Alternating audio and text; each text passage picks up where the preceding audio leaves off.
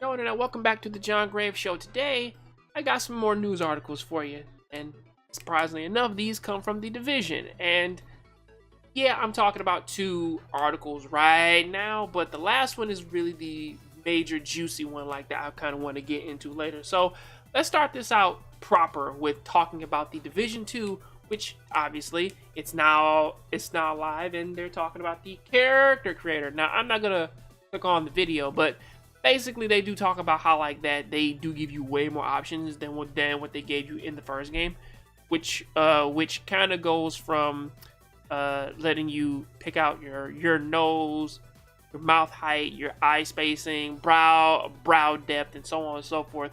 Can put in scars, freckles, face paint, adding neck and arm tattoos, the full nine, which to a certain extent it kind of just is like, yeah, like this is kind of like the depth of what they give you in like a Saints Row game. So I guess it's not really that big of a deal, but hey, like they put the extra effort in and I like it. Now they didn't put as much effort as Final Fantasy 15 did with like its Comrades DLC, where basically every character was super attractive, but that's neither here nor there. Which, speaking about other options, that kind of brings me over to the other article, which is the Division 2, like, people are mad that you can't make your character bald. That one's a little bit silly to me. Not necessarily because, like, it's like, well, now I want my character bald, or I can't get, like, a crew cut or something like that. But it's like, that feels like such a thing that it's like, okay, you can't make it bald, but most likely they have other options for you because they do have short hair. I would imagine that they do have balding, but I guess some just want straight up, like, I'm just purely bald and whatnot, which to the most say, like, which I understand, but then, like, there's a part, like, in the article that actually kind of makes me laugh though. Like, obviously enough, because where was it at? It was something about diversity.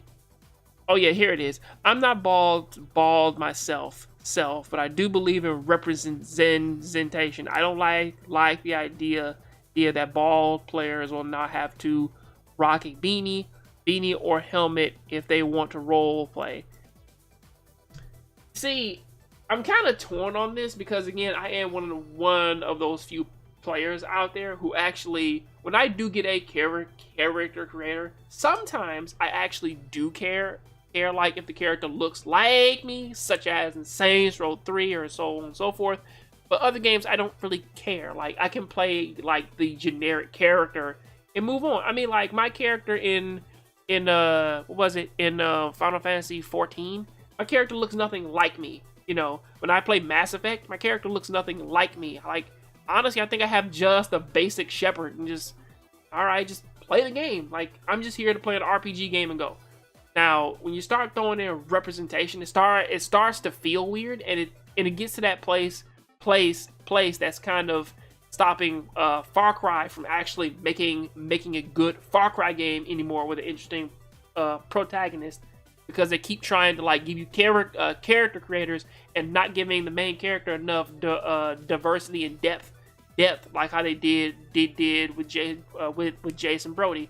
But that's neither here nor there. Let's move on to our final story, or at least like the final article that was presented. And this one is a doozy. It is the Division 2. Get ready for some large day one installations. Now, the funny thing about this is that they say that on the Xbox One and PC, players are told to be expecting a 48 to 45 gigabyte download if they're digitally grabbing the game.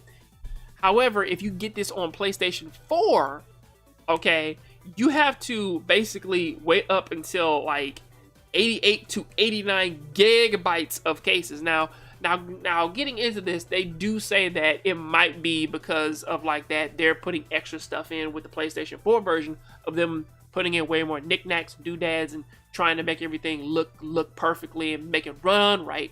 Which I guess that's just the extra stuff in there.